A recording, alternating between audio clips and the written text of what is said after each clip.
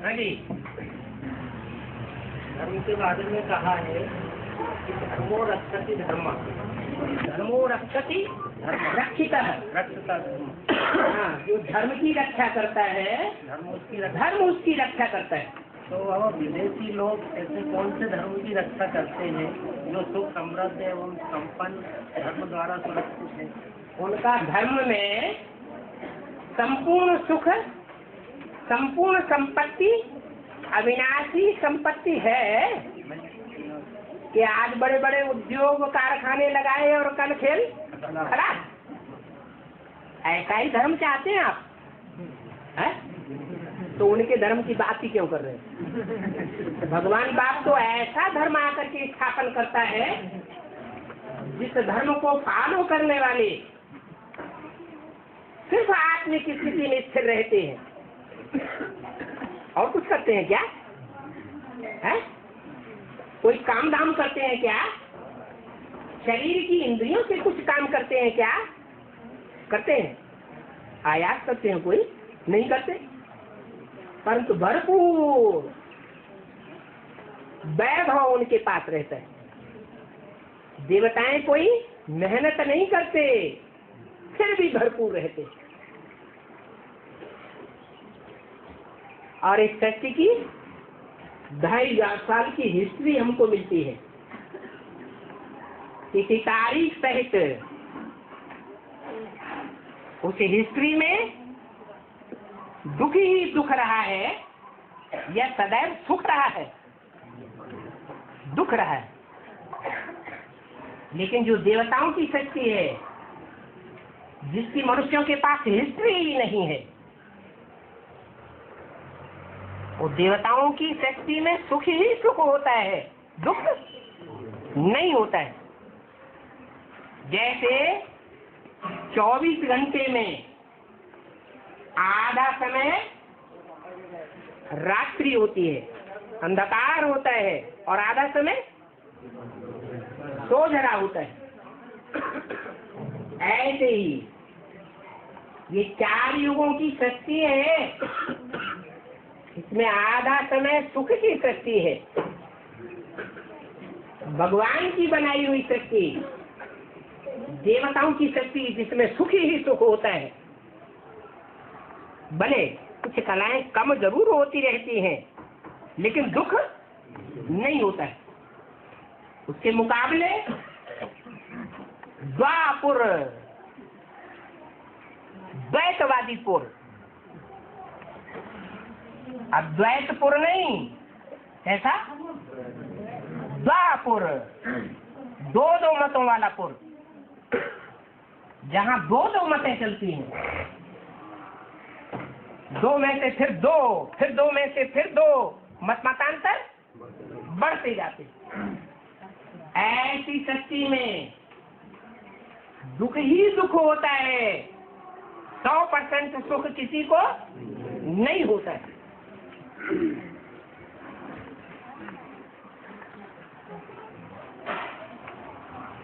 तो ये दुनिया अधर्मियों की दुनिया है, इसको धर्म नहीं कहेंगे। धर्म माने धारणा, और धारणा श्रेष्ठ की होनी चाहिए या निष्कृष्ट की होनी चाहिए? श्रेष्ठ की धारणा होना चाहिए। और श्रेष्ठ से श्रेष्ठ कौन है? इब्राहिम, बुद्ध, क्राइस्ट, शंकराचार्य, मोहम्मद, गुरु नानक। इनको श्रेष्ठ से श्रेष्ठ और इनकी मत को श्रेष्ठ से श्रेष्ठ कहेंगे?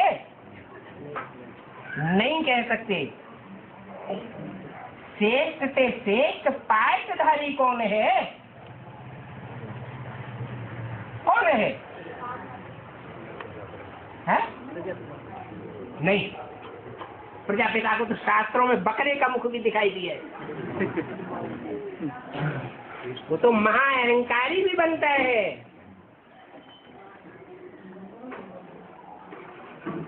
इसलिए प्रजापिता शब्द नहीं कहा जा सकता। दुनिया की 500-700 करोड़ मनुष्य आत्माओं की जो प्रजा है, उस सबका बाप एक होगा या अनेक होंगे? उसका नाम है प्रजापिता। परंतु 500-700 करोड़ की जो प्रजा है, उसमें निष्कर्ष ज्यादा है या श्रेष्ठ है? निष्कर्ष ज्यादा है, इसलिए प्रजापिता श्रेष्ठ नहीं है। तो महाअहंकारी भी बनता है। इसलिए मुरली में बोला है, राम ही रावण बनता है। टाइम अलग अलग है। तमो प्रधान बनता है तो अति का तमो प्रधान। जो बोला है बच्चे तुम्हारा बाप आया हुआ है, अच्छे से अच्छा पार्ट बजाया तो भी तुम्हारा बाप था, और जब तुम न सुधरते हो 70-75 साल बीत जाते हैं और भगवान की बात एक कान से सुनकर दूसरे कान से निकाल देते हो, सुनी अनसुनी कर देते हो, तो तुम्हारा भी बाप आया हुआ है। न सुधरने वालों का भी बाप आया हुआ है। सीधी उंगली से घी नहीं निकलता है तो क्या करते हैं? टेढ़ी उंगली करके निकालते हैं। तो वो राम राम भी है और राम रावण भी है। उसके लिए गाय है राम राजा राम प्रजा राम साहूकार। ऊंच से ऊंच पार्टधारी भी है और नीचे से नीच भी पार्ट बजाता है। सारी सृष्टि का वो बीज है। बीज में मनुष्य सृष्टि का एक एक पत्ता, एक एक टहनी, एक एक फूल, एक एक फल, एक एक डाली, तना और जड़ों का अस्तित्व समाया हुआ है या नहीं? बीज में सारा वृक्ष समाया हुआ है। इसलिए गीता में कहा गया है नाम तेषु ते मैं। क्या मतलब हुआ? मैं उनमें नहीं हूँ, वो सब मेरे अंदर है। जैसे कोई पेड़ का बीज होता है तो बीज में सारा वृक्ष समाया हुआ है, लेकिन बीज पत्तों में समाया हुआ नहीं होता, जड़ों में समाया हुआ नहीं होता।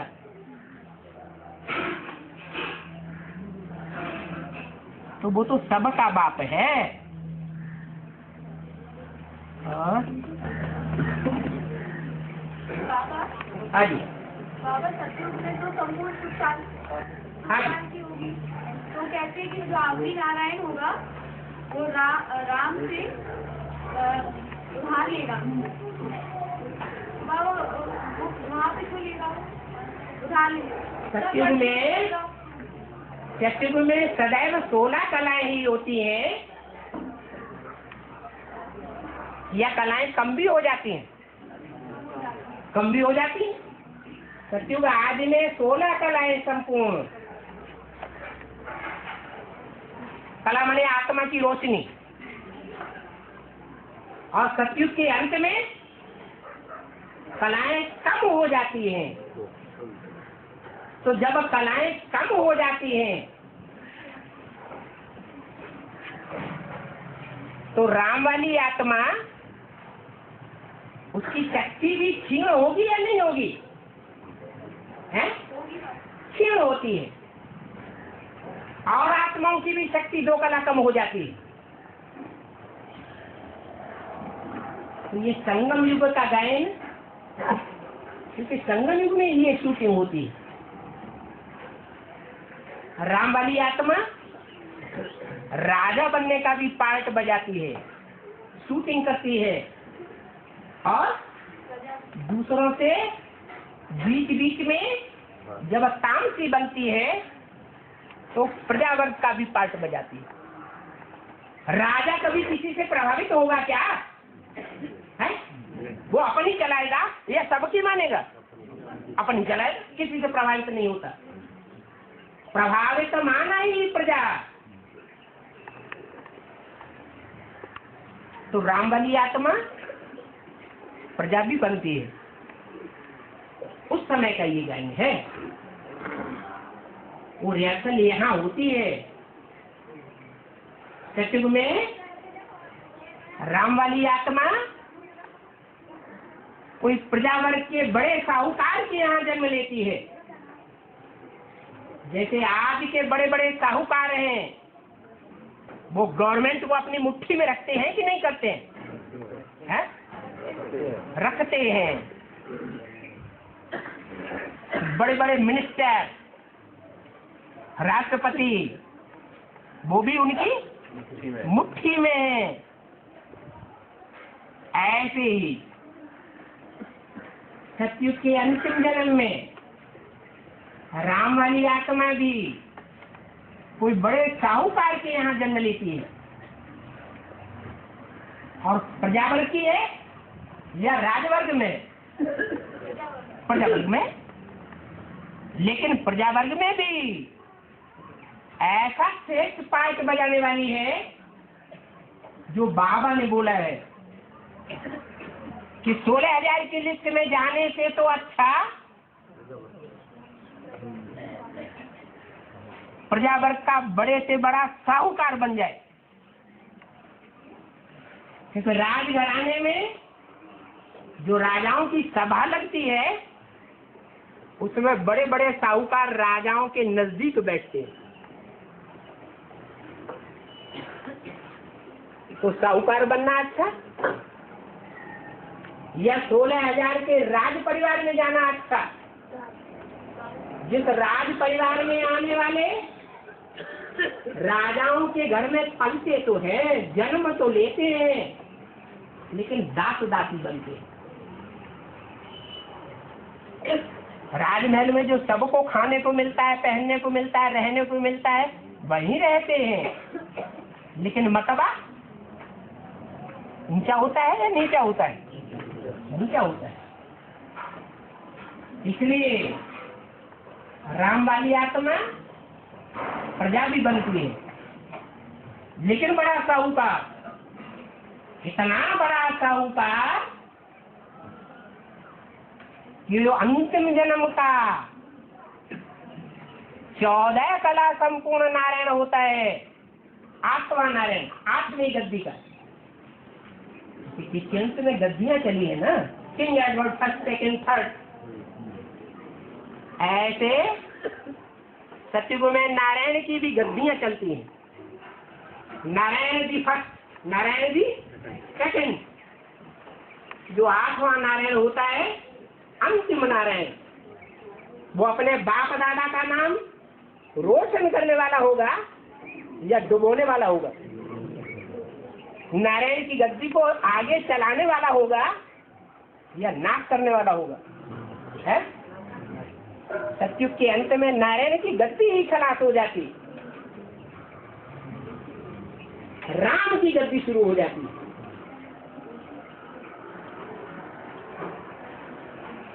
क्योंकि राम वाली आत्मा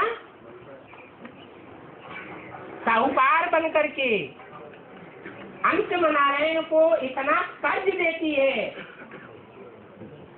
जिसकी शूटिंग यहाँ संगम युग में होती है, पुरुषार्थ के आधार पर, ज्ञान रत्नों की पैदाइश के आधार पर, अर्जन के आधार पर, कि सारी राजाई 8वें नारायण की कर्ज में चट्ट हो जाती है, और नारायण का लक़ब बदलकर त्रेता युग में किसका लक़ब शुरू होता है? राम का लक़ब शुरू हो जाता है, राम की गद्दी। और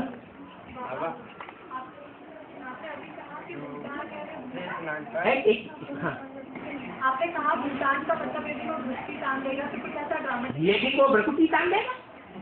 तो भगवान तो भारत में आते हैं, भगवान तो भारत में आते हैं।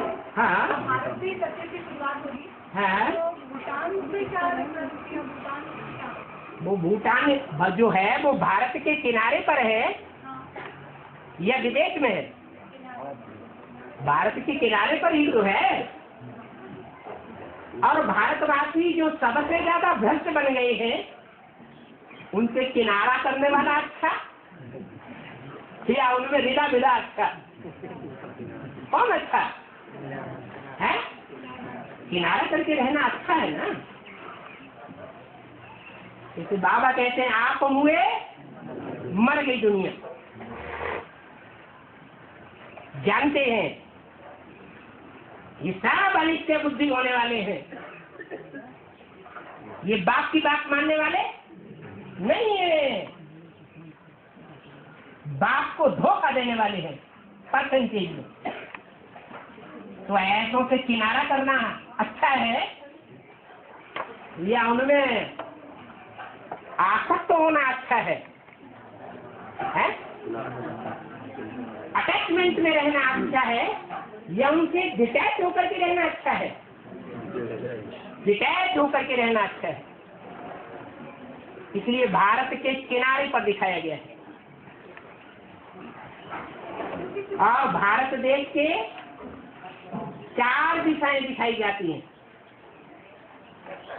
उन 4 दिशाओं में 4 कोण भी हैं। ऊंचे से ऊंचा जो कोना है वो कौन सा कोण कहा जाता है? ईशान कोण। उसका आधिपत्य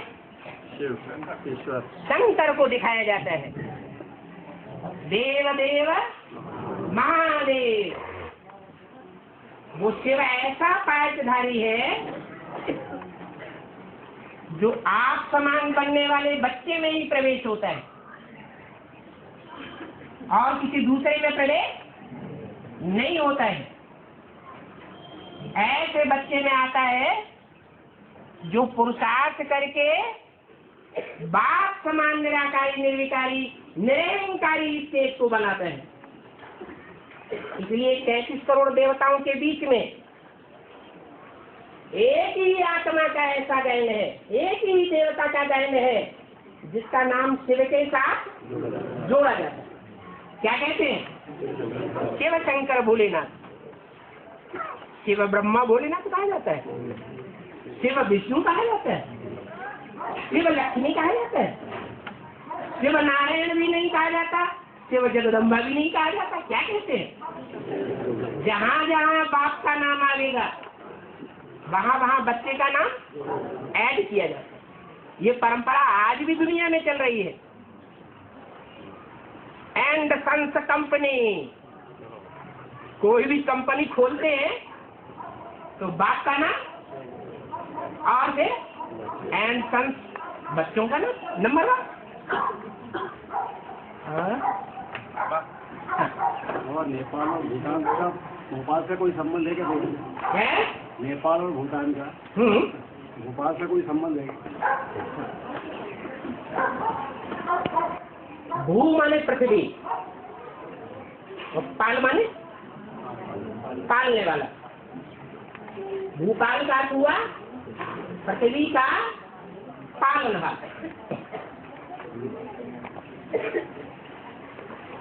जो सारी पृथ्वी का पालनहार राजा होता है वो राजा अपनी राजधानी मध्य में बनाता है या एक किनारे बनाएगा? मध्य में बनाता है। कोई भी राजा की राजधानी सुचारू रूप से तभी चलती है जबकि उसके देश की राजधानी उसके मध्य में हो, सबके लिए नजदीक हो। नहीं तो कंट्रोल करने में तकलीफ होती है। तो ये मध्य प्रदेश है जिसकी राजधानी भोपाल कही जाती है। ये हद की बात है लेकिन बेहद की भी बात है। तो बाबा कहते हैं तुम बच्चे गुजराती हो। गुजरात जिसके अज्ञान की रात गुजर गई। ऐसे नहीं वो स्कूल गुजराती वो ही गुजराती है, नहीं। बेहद के गुजराती कौन है? जिनके अज्ञान की रात गुजर गई। राजस्थान किसका स्थान? राजाओं का स्थान। भगवान आते हैं तो सारी दुनिया से ऐसा पुरुषार्थ करने वाले 108 मन के रूपी आत्माओं का चयन करते हैं जिनका संगठन राजाओं का स्थान कहा जाता है। वो 108 की माला रूपी संगठन सारी दुनिया के सब धर्मों में मान्यता प्राप्त है। भगवान को मानने वाले जितने भी धर्म हैं, उनमें कोई ऐसा धर्म है जिसके फॉलोअर्स माला का स्मरण न करते हो? है? मुसलमानों में भी माला का, क्रिश्चियंस में भी माला का, बौद्धियों में भी माला का स्मरण करते हैं। ये कहाँ की यादगार है? वर्तमान संगम युग में जब भगवान इस सृष्टि पर आते हैं तो ऐसा माला रूपी संगठन बनाते हैं बच्चों का, जो बेहद का राजस्थान कहा जाता है। ये तो ये ना जड़ आंखों से देखने की बात नहीं है। इस बड़ी सभा में क्या देखने में आता है कोई कि 108 की माला में आने वाले मणके कौन कौन है? इन आंखों से देखने में आएगा? अपनी आत्मा इन आंखों से नहीं देखी जाती। परमात्मा बाप भी इन आंखों से नहीं देखा जाता, ज्ञान की आंख से देखा जाता है, तीसरे नेत्र से, बुद्ध रूपी नेत्र से देखने में आता है। ऐसे ही वो बेहद के राजस्थानी मणके बेहद के हैं। स्थूल में समझने की बात नहीं है। ऐसे ही नेपाली, ऐसे ही भूटानी और हाँ बेटे हाँ अपनी जगह से क्यों नहीं है? हाँ बेटे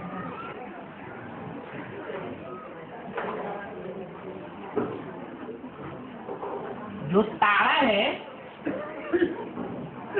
सितारा है, बंबई में जो शूटिंग करते हैं, फिल्म बनाते हैं, अलग अलग पार्ट बजाते हैं, रोल बजाते हैं, उनको क्या कहते हैं? सितारे। वो तो हद की दुनिया के, हद के ड्रामा के सितारे हैं। लेकिन भगवान बाप जब आते हैं तो बेहद के आत्मा रूपी सितारे, जो इस दुनिया में 500-700 करोड़ मनुष्य आत्माएं हैं, उन आत्माओं के बीच में 9 लाख सितारे ऐसे हैं चैतन्य, जो सृष्टि के आदि से लेकर के अंत तक सारी दुनिया में चमक मारते रहते हैं ज्ञान की।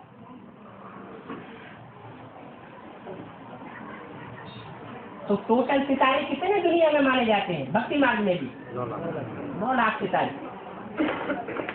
उन 9 लाख सितारों में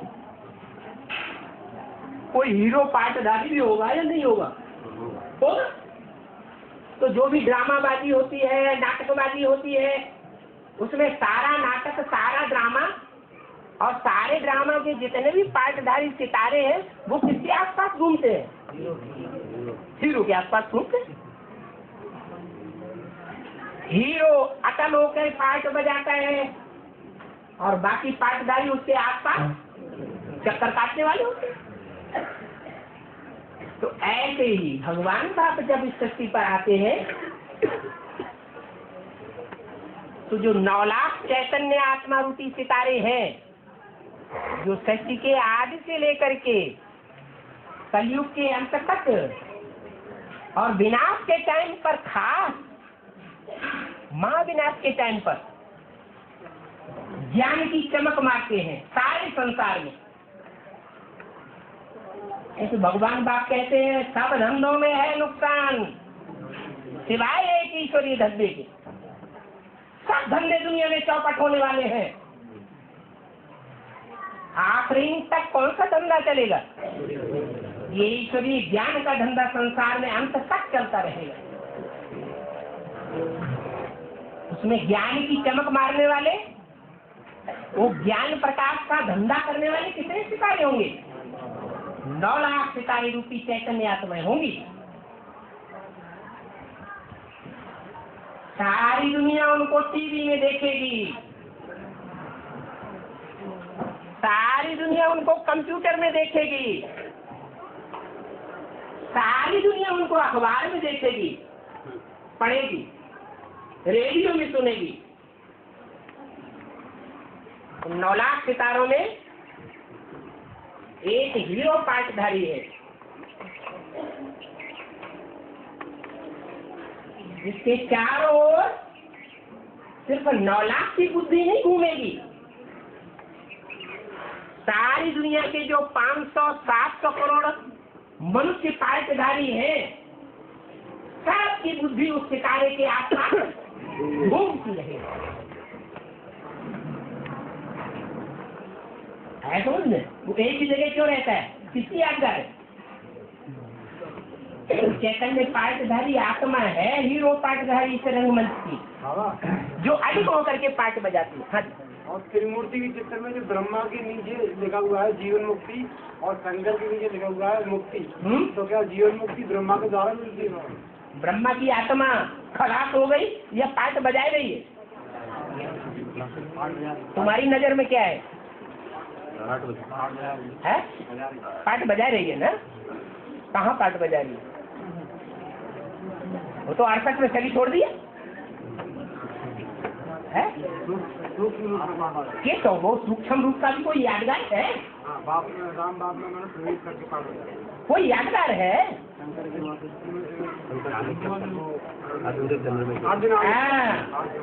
अर्धनारीश्वर जो है वो एक ही पर्सनालिटी है, एक ही व्यक्तित्व है, जिस व्यक्तित्व के अंदर 2 आत्माएं मनुष्य आत्माएं कार्य करती है। एक राम वाली आत्मा और दूसरी कृष्ण वाली आत्मा। जो कृष्ण वाली आत्मा है वो ज्यादा सहनशीलता का पार्ट बजाने वाली है, या राम वाली आत्मा ज्यादा सहनशीलता का पार्ट बजाने वाली है? कृष्ण वाली आत्मा सहनशीलता का पार्ट बजाने वाली है। माँ घर को बांध करके रखती है, घर के सारे जितने भी भांति हैं, चाहे 10 बच्चे हैं घर में, कोई बच्चे चोर डकैत लुच्चे लफंगे भी हैं उनमें, उनको भी अपनी गोद में बांध के रखती है कि निकाल के बाहर कर देती है? बांध के रखती है। स्नेह के सूत्र में बांधती है, सहानुभूति के सूत्र में बांधती है, सहनशीलता के सूत्र में बांधती है। तो वो माँ का पार्ट कृष्ण का है, मृदुल पार्टधारी है, या राम की तरह स्ट्रिक्ट है, मीठा मृदुल पार्टधारी है? प्रैक्टिकल जीवन में देख लो, ब्रह्मा के जीवन में एक भी ऐसा उदाहरण नहीं मिलेगा जो ब्रह्मा ने किसी आत्मा को टेढ़ी नजर से देखा हो, कड़वी बात बोली हो, इंद्रियों से धक्का देने या दुख देने का पाठ बजाया हो। एक भी ब्रह्मा कुमार कुमारी ऐसा ये कह दे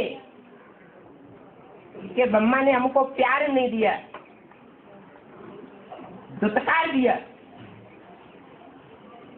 तो ब्रह्मा का पाठ अम्मा का पाठ नहीं रहेगा। तो स्थापना करने वाला हुआ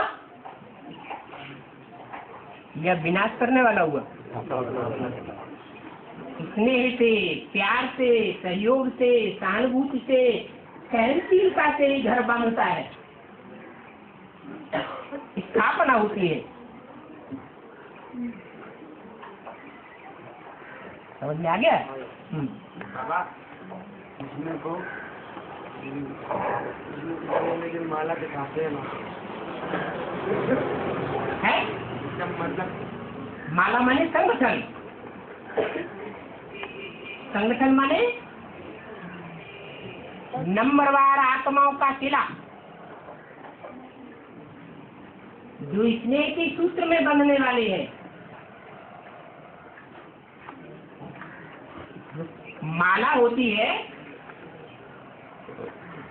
उसमें 2 सूत्र होते हैं, धागे।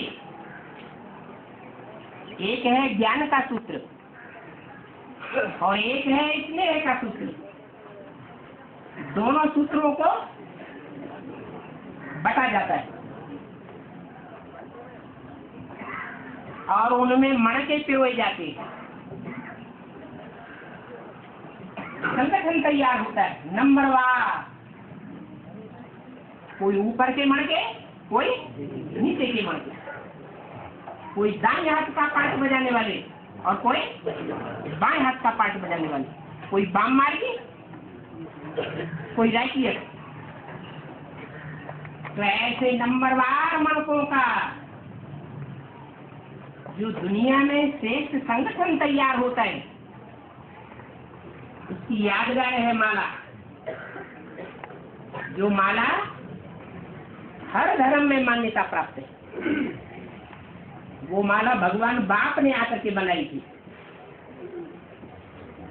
इसलिए वो माला पहनने का अधिकारी, गले में धारण करने का अधिकारी, उन शेष आत्माओं को गले लगाने वाला। वो शेष आत्माएं देवात्माएं होंगी या दानव या राक्षस होंगे? देवात्माएं होंगी। तो 3 मूर्तियों के बीच में, 3 देवताओं के बीच में एक ही देवता है जो सदैव देवताओं को पोषण देने वाला है, गले लगाने वाला है। कौन है? विष्णु। शास्त्रों में दिखाया गया है कि सदैव देवताओं को ही गले लगाया, असुरों को गले नहीं लगाया। और ब्रह्मा ने क्या किया? असुरों को ही वरदान दिए ज्यादातर। और शंकर ने क्या किया? दोनों। असुरों को भी वरदान दिए, तुम भी ले जाओ, और देवताओं को भी वरदान दिए, तुम भी ले जाओ। कौन अच्छा है कौन बुरा है ये नहीं देखना है, उसका तो काम है बुरे को भी अच्छा बनाना। तो अच्छा बुरा देखना है क्या? वो तो भगवान का पार्ट है। भगवान ये नहीं देखता कि ये तमो प्रधान है, ये विकारी है। क्या करता है? तो देता है। जो करे सो पाए, जो तपस्या करे। बाबा, शंकर की गले में सांप क्यों रहता है? हाँ, सांप के मुख से अमृत निकलता है या विष निकलता है? विष निकलता है। विष अच्छा होता है या अमृत अच्छा होता है? अमृत अच्छा होता है। और विष तो मारने वाला होता है। विष कहा जाता है विविचार को। विष किसे कहा जाता है? पर स्त्रीगामी है तो विविचारी है, पर पुरुषगामिनी है तो विविचारी। भगवान जब इस सृष्टि पर आता है तो पर कौन है और अपना कौन है? आदि से अंत तक।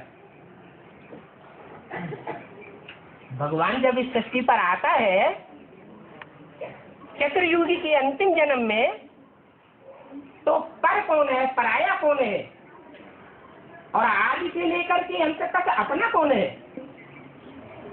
अरे वाह भाई, ये तो बड़े निश्चय बुद्धि बैठे हुए हैं। भगवान सिर्फ अपना है और बाकी सब पराई है। कोई के क्या प्रूफ? बिना प्रूफ के उंगली उठा रहे तो प्रूफ है। सन 47-48 में जब हिंदुस्तान पाकिस्तान का बंटवारा हुआ था और खून की नदियां बहने लगी थी, तब पता चला था लोगों को, जिनको अपना समझ करके जीवन में उन्होंने 7-7 तालों के अंदर बंद करके रखा हुआ था। ये मेरे अपने हैं, उनको छोड़ छोड़ करके भाग गई। अपनी जान बचाने की पड़ गई, अपनी बीवी को नहीं देखा, अपने बच्चे को नहीं देखा, अपनी बच्ची को नहीं देखा। उनकी संभाल किसने की?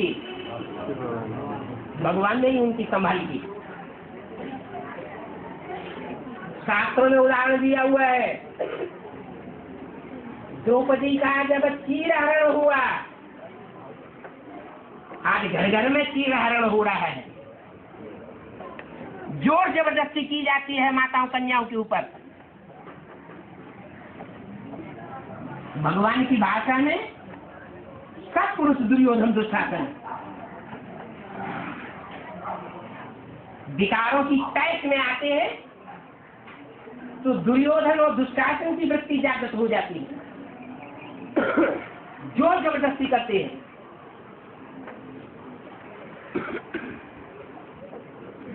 ऐसे दुर्योधन और दुशासनों की दुनिया में अभी अति की दुनिया नहीं आई है।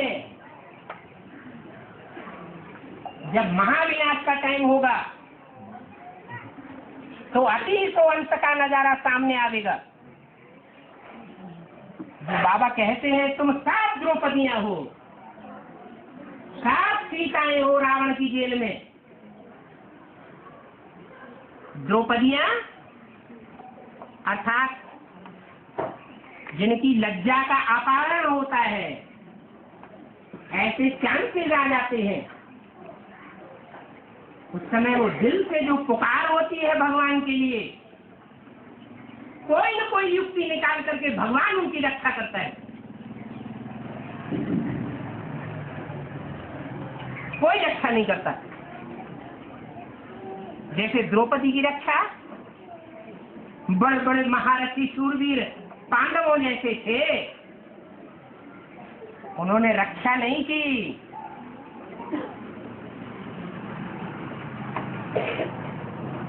बड़े बड़े भीषण पितामहों ने रक्षा नहीं की। किसने रक्षा की? भगवान ने रक्षा की। और शंकर जी को हाँ, वस्त्र क्यों दिखाया गया? सबको दिखाया गया। देखो हम एडवांस में आ गए, बेसिक से ऊंचे उठ करके ऊंचे क्लास में आ गए, और यही पता अभी तक नहीं चला कि नंगा माने क्या, अब कपड़ा पहने माने क्या। अरे ये शरीर है कपड़ा, क्या शरीर है कपड़ा। जिसे गीता में कहा गया है, जीर्णानि वस्त्राणि यथा विहाय। ये शरीर रूपी वस्त्र जब बूढ़ा हो जाता है, पुराना हो जाता है, तो इस वस्त्र को त्याग करके आत्मा नया वस्त्र धारण करती है। तो ये शरीर रूपी वस्त्र है। भगवान बाप ने बताया है, वो ही बता सकता है। और तो सब वस्त्र पहनने के आदि हो गए जन्म जन्मांतर के। क्यों? क्योंकि शरीर रूपी वस्त्र के द्वारा ही इंद्रियों से सुख भोगा जाता है। सुख भोगने के सब आदि हो गए हैं। शरीर के बगैर सुख भोगा ही नहीं जाता। अब भगवान बाप आकर के बताते हैं, जो भगवान बाप कभी भी शरीर धारण नहीं करता गर्भ में, वो सदैव निर्वस्त्र है। शरीर रूपी कपड़े को न पहनने वाला है। रामकृष्ण जैसे हीरो पाटधारियों में प्रवेश करता है तो भी देह अभिमान का सुख नहीं भोगता। कि भोगता है? नहीं भोगता। इंद्रियों के संग में आता है तो भी इंद्रियों का सुख नहीं भोगता। यादगार शिव का लिंग बना हुआ है, मंदिर में पूजा होती है। पूजा पवित्रता की होती है, यह देह अभिमान का मिट्टी का कीचड़ का सुख भोगने वाले की पूजा होती है? पवित्रता की पूजा होती है।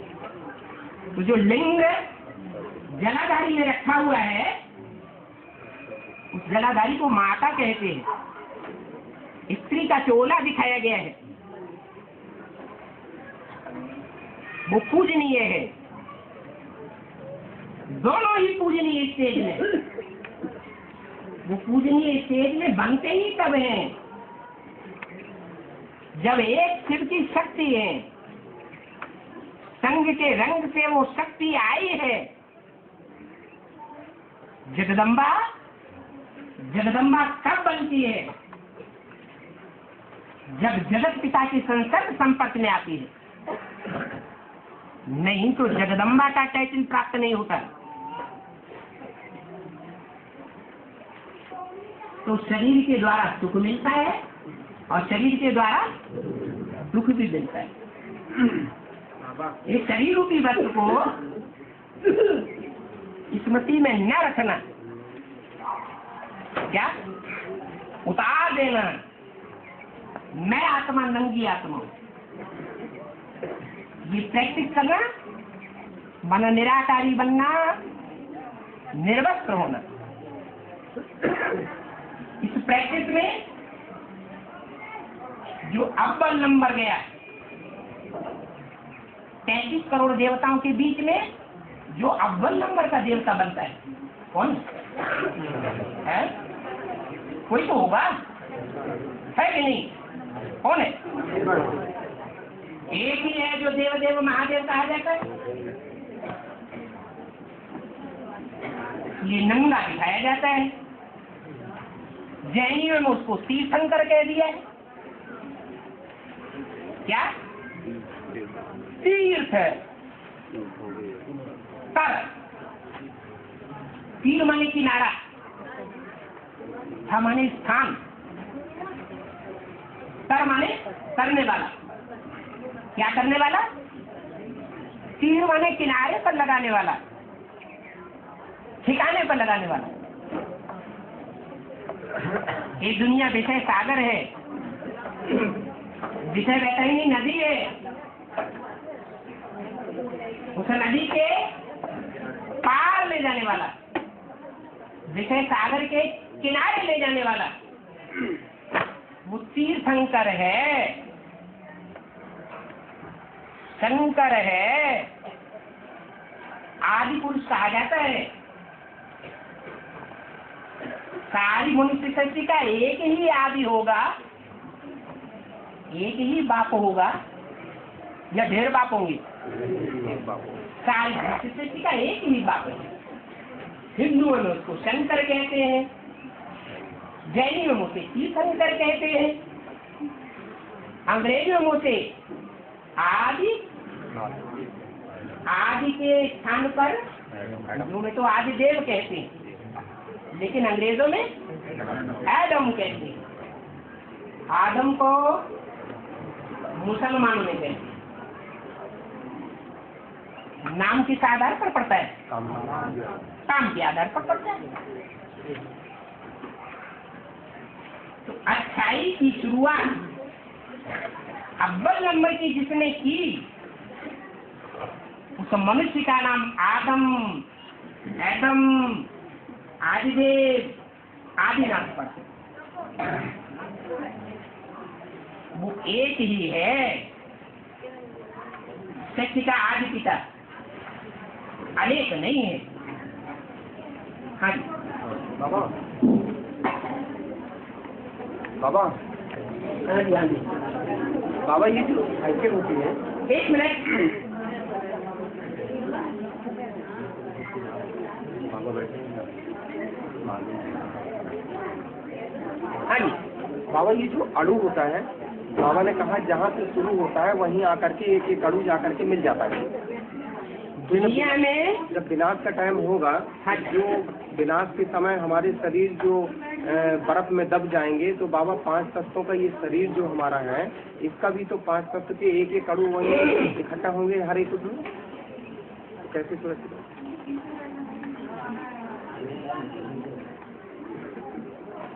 नियम ये है जो जहाँ से आता है वहाँ वापस जाता है। उस समय में भी जो जहाँ से आया है वहाँ वापस जाएगा। इस सृष्टि रंगमंच पर ही ऐसे ही है, चाहे जड़ अणु हो और चाहे आत्मा रूपी चैतन्य अणुवणीय समात्मा हो, जहाँ से आई है सारा साइकिल लगा करके वही वापस जाना है। आज में जहाँ थी अंत में वही वापस जाना। अब रही मनुष्य के या जीव जंतुओं के शरीर की बात,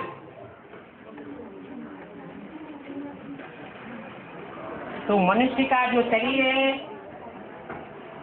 वो भी 5 तत्वों का बना हुआ है। जो 5 तत्व हैं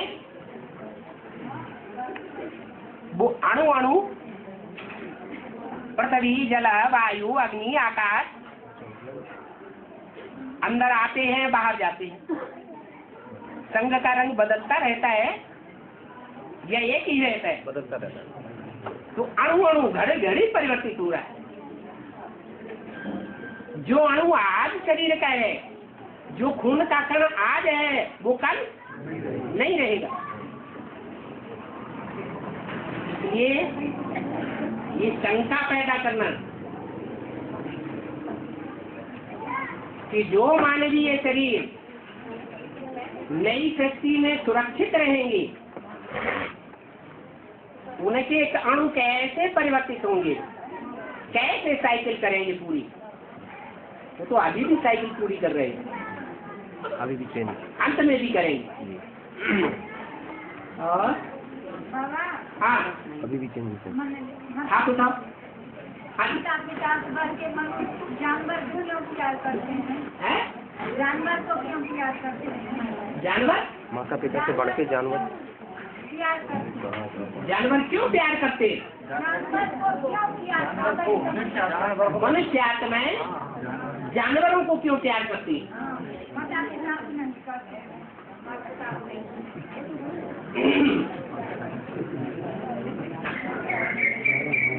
एक डायनासोर का नाम सुना है? सुना है? किसी ने देखा तो नहीं है? नहीं देखा? देखा नहीं, क्योंकि पृथ्वी पर डायनासोर खत्म हो गया। है ही नहीं, खत्म हो गई जाती। कोई तो कारण रहा होगा, कोई कारण रहा होगा ना, तो खत्म हो गई वो जाति। हड्डियों का ढांचा मिल रहा है, क्या कारण रहा? कोई जंगल में ऐसी प्रजाति के जंतु थे जहाँ डायनासोर का आज नाम दिया गया। उस सारे जंगल में आग लग गई, सारे ही डायनासोर मर गए, शरीर छोड़ गए,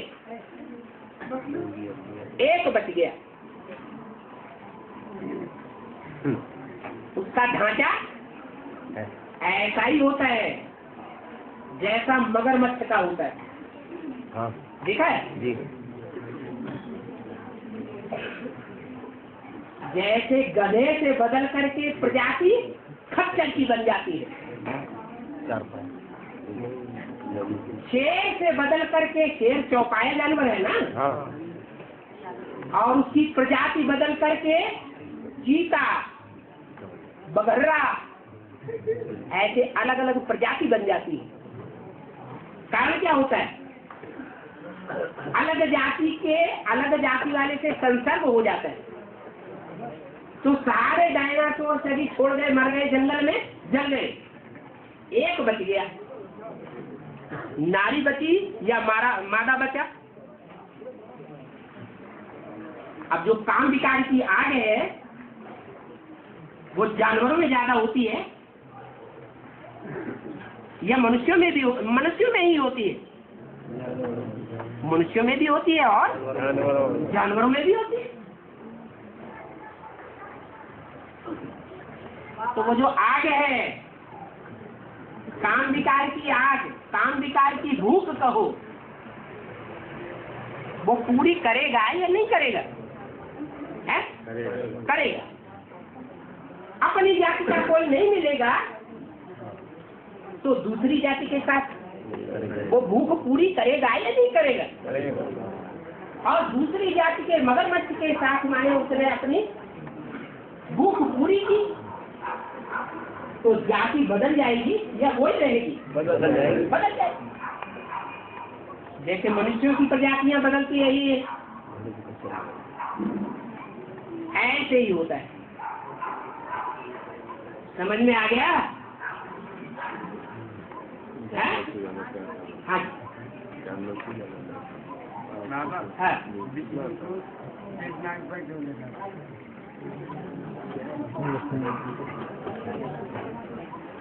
विष्णु भी संपूर्ण दिखाया गया है और संपूर्णता की ही पूजा होती है। अधूरे पुरुषार्थ की पूजा नहीं होती। और शंकर को भी पूजनीय दिखाया जाता है। शंकर के भी संपूर्ण पुरुषार्थ की पूजा होती है या अधूरेपन की पूजा होती है? संपूर्ण। जो शंकर के रूप में विशेष पायसधारी आत्मा है, राम वाली आत्मा, उसको भी सांप दिखाए जाते हैं, दिखाई जाती है ना। और विष्णु रूप के जो पाशधारी सांप है वो भी दिखाई जाते हैं। अंतर क्या है दोनों में?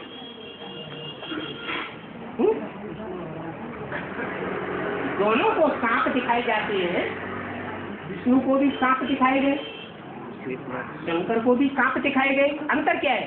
एक को डरते और एक की रक्षा करते। हाँ, एक ऐसा पाशधारी है जिसकी कमर में काम विकार का आक्रमण करने वाला वो सर्प विषैला दिखाया गया है। कमर की इंद्रियों में भी आक्रमण करता है। आजू बाजू की भुजाओं में भी आक्रमणकारी है, लिपटा हुआ है। ये डिटैच है, लिपटा हुआ है। गले की मोह की फांस के रूप में भी दिखाया गया है। काम, क्रोध, लोभ, मोह और अहंकार, ये पांचों विकार मानवीय रूप धारण करते हैं। क्या?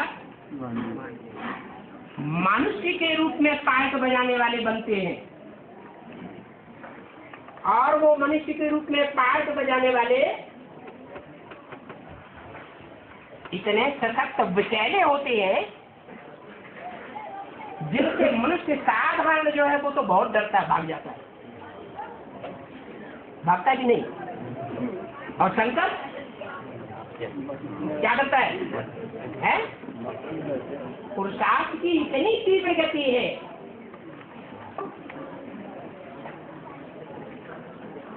निराकारी, निर्विकारी, निरहंकारी बाप की याद की इतनी तीव्र गति है कि वो उनके संग के रंग की परवाह नहीं करता।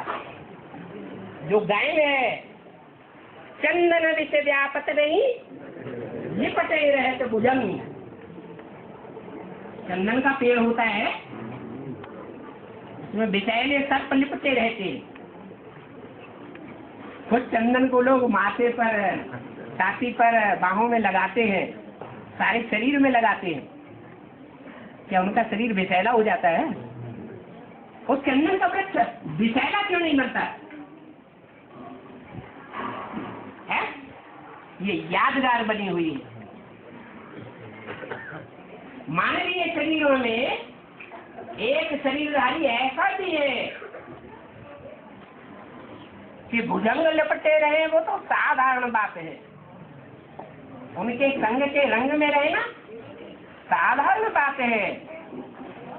वो तो सागर जो विषय सागर है उसका आलोड़न किया जाता है तो सारा जो विष निकलता है सारे विष को पी जाता है, तो भी उसके ऊपर कोई असर नहीं होता। ये शंकर के चरित्र की यादगार है।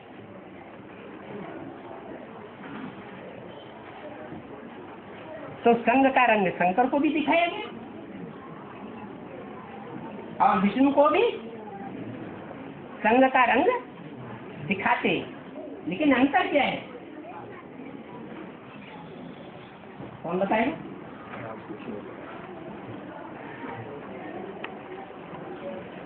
वो आराम से पड़ा रहता है। कौन? विष्णु आराम से पड़ा रहता है और शंकर आराम से पड़ा रहता है कि याद करने का पुरुषार्थ करता है। क्या करता है? पुरुषार्थ करना पड़ता है, तब उनके संग के रंग को झेल पाता है। और विष्णु आराम से शैया बनाकर उनके ऊपर सोता है। इधर भी थैला पड़ा हुआ है, इधर भी थैली नागिन पड़ी हुई है, चारों तरफ नाग नागिन है। उनके संसर्ग संपर्क में रहते हुए भी उन नागों को विषैला बनाया हुआ है या निर्विष बनाई दिया? निर्विष बनाई दिया। वो आक्रमण नहीं करते, वो क्या करते हैं? रक्षक हो जाते हैं। और शंकर के जो गले में कमर में लिपटे हुए वो आक्रमण करते हुए दिखाए जाते हैं या नहीं दिखाए जाते? दिखाए जाते।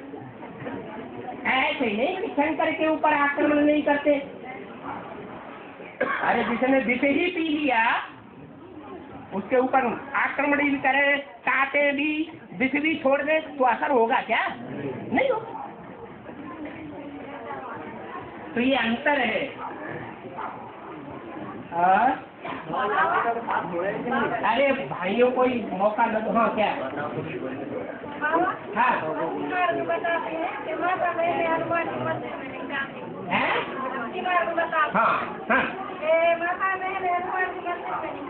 नहीं जाते नहीं ना चाहें, मना करते हैं कि हनुमान के मंदिर में माताओं कन्याओं को जाकर के पूजा नहीं करनी है।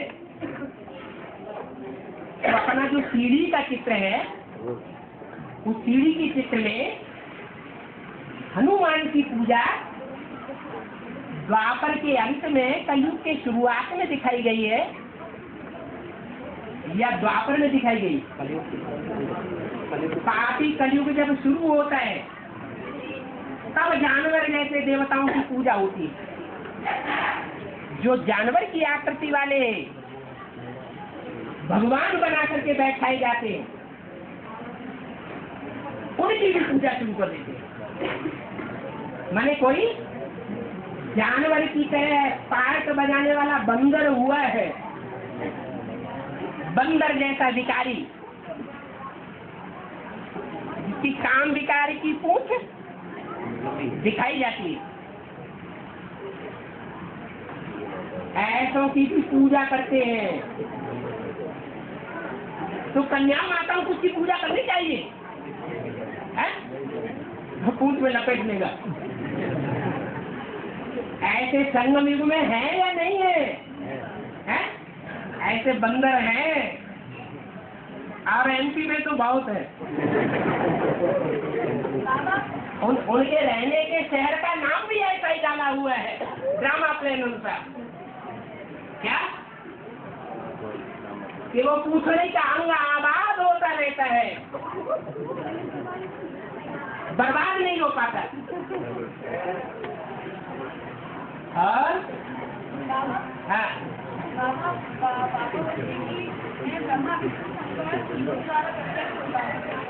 तीनों के द्वारा प्रत्यक्ष होता हूँ, ऐसा बोला है?